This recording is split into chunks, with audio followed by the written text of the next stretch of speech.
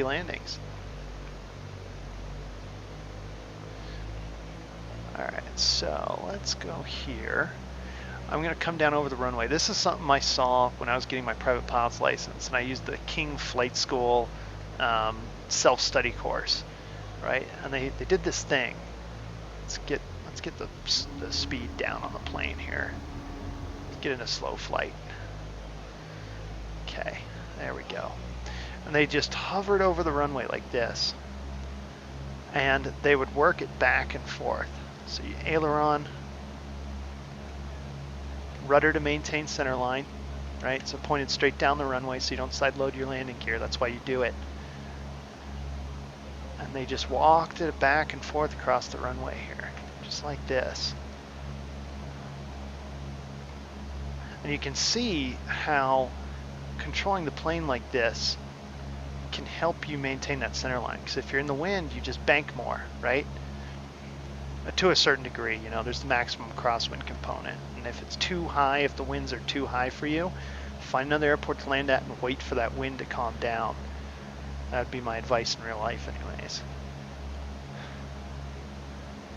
But you can just walk it back and forth like this.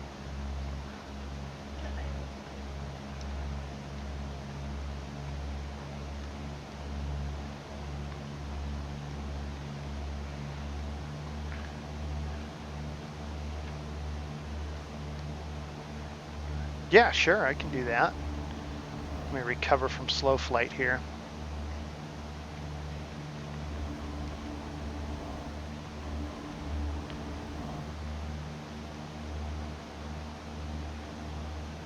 Okay, I'll climb at VX, which is 65 knots. There's a difference between best angle and best rate of climb. Best angle will get you the most altitude in a distance over the ground, VX. And then VY is the best rate, which will give you the best altitude over time. But yeah, let's pause it and let's see that in a replay here. Let's see, toggle replay mode.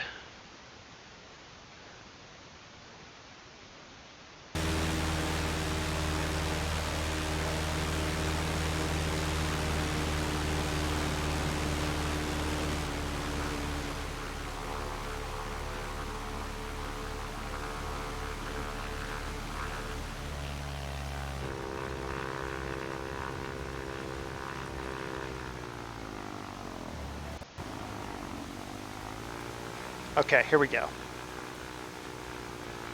All right, so I'm dropping the flaps here, getting the plane slowed down and reconfigured for this.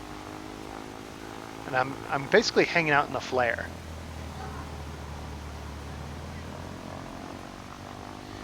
So because the flare is such a short period of flight, it's where you get the least amount of experience during your flying. And so to prolong the amount of time you spend in the flare, you can do exercises like this. Put yourself in slow flight, bring yourself right over the runway, and just kind of work your way back and forth to practice you know, maintaining that directional control and the rudder coordinated the way you want it. I'm just walking it back and forth. Yeah, thanks, Crazy Loca.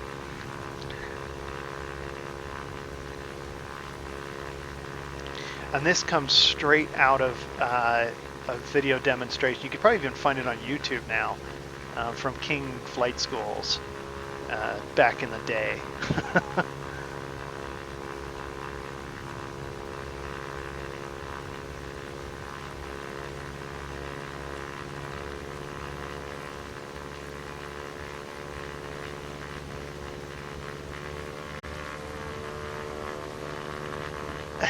How tight's the instructor holding onto the Jesus handle when you do that?